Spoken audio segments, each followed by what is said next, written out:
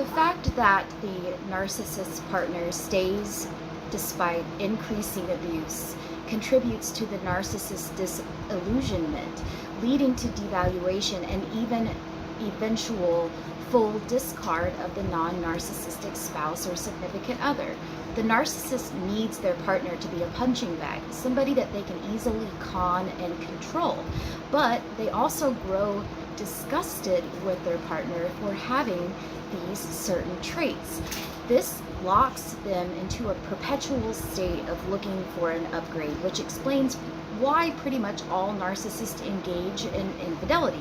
Not all narcissists, but I would say 90% of narcissists. They are never satisfied with what it is that they have. They are like sharks swimming around in the ocean, searching for attention and their next feed. On the extreme end of narcissism, they can be guaranteed to have a codependent spouse. They cannot be married to a psychologically healthy person. Someone with healthy self-esteem would immediately leave the narcissist. The pathologies of the narcissist and their codependent spouse align perfectly, locking them both into an unsatisfying, unhappy state from which they cannot escape. Neither of them can escape. In fact, staying together means that it gets worse over time, and the narcissist abuse will escalate, making them more narcissistic in the long run. Their needs and become more narcissistic. That makes the codependent or the spouse or the significant other less likely to stand up for themselves and leave the narcissist. This sad circular dynamic supports the narcissist because it gives them a consistent ego feed, and the narcissist, that false mask of being a normal family guy, is supported, and it supports the codependent spouse because they feel needed and giving, which is what codependents do for the most part, is give as their only source of self-worth that the codependent will feel. Deep down, the narcissist and their spouse both despise one another, but they are locked together due to codependent pathologies and trauma bonding, a very sad and destructive situation. I believe that a person who is predisposed to providing a narcissist with the high octane attention that they crave will also be prone to being a caring person with a very good heart, who in turn is likely to be more apt to give second chances. I think a narcissist would prefer his or her primary supply to be empathetic, honest, compassionate, considerate, giving, moral, caring, good, intellectually curious, decent, kind, giving people the benefit of the doubt, wanting to see good in people, willing to look at their role in things, tenacious, idealistic, optimistic, a high belief in love, striving to know the truth. They just want to be happy. They are intelligent, honest, good listeners, observant, and narcissists want their significant others to be empathetic, immediately responsive to all texts, phone calls, questions, concerns, and needs, affirming and validating, generous and giving. They are intuitive to whatever is on the narcissist's mind, sensitive to the narcissist's feelings, so totally devoted to them, forgiving of shortcomings, financial ministers, responsible for upkeep of the home when the narcissist is doing none of the homework, emotional caregivers and caretakers who have a calming and stabilizing effect on the narcissist, stern when necessary but not mean-spirited.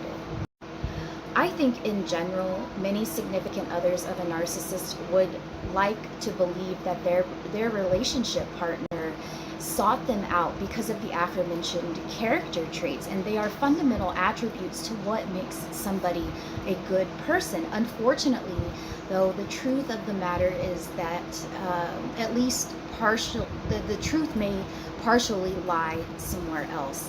And I think it is important to note that narcissists are likely fully aware of the people who have the aforementioned referenced traits and characteristics that they are going to be predisposed to being forgiving, prone to overlook the abusive behavior, willing to make accommodations for the narcissist, and accepting that at times there will be inequity in this relationship, and that there is no give and take balance in this relationship.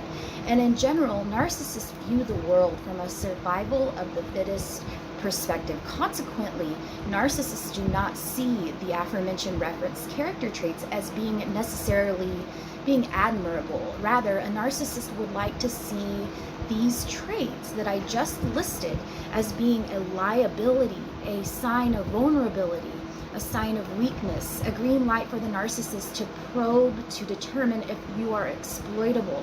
Pursuant to a narcissist's dog-eat-dog worldview, he or she may perceive their significant other to be a soft touch, a mark, a dupe, naive, a sucker, a fool, gullible, and in conclusion, the narcissist is apt to seek out a significant other who would be inclined to provide a rather focused attention and unconditional love. A significant other who provides those things that I just mentioned is likely to be a caring, kind, and compassionate person with a good heart. And I think that narcissists are likely aware that the people who have the aforementioned characteristic traits are predisposed to being easily manipulated more than a selfish person would. The narcissist in many extreme cases is blinded by their own perception.